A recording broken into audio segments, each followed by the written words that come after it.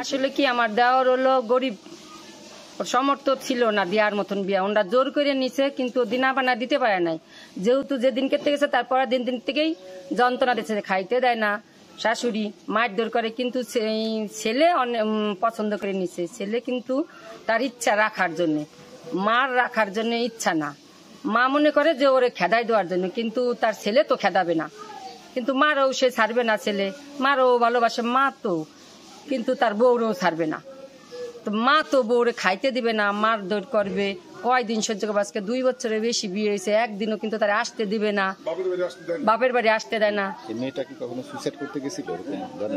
ওই যে আগের দিনই গেছিল, ফেসবুকেও দিছিল, কিন্তু অনেকবার ফোন করতে করতে ভাইরা বাপে মায়ে ফোন করতে করতে ওনার কিরাকাটি দিতে দিতে মানে তারটাই করলো জামাই, যে জামাই সহ্য করতে পারলো না। দেখলাম আমার মারও সামাল দিতে পারতেছে না, আমার বউর এরকম যন্ত্রণা দিতেছে, বউ সহ্য করতে পারতেছে না। আমি কি করব, নিজে যায় নিজে আর কি আত্মহত্যা করলো। মেয়ে আপনার কি হয়?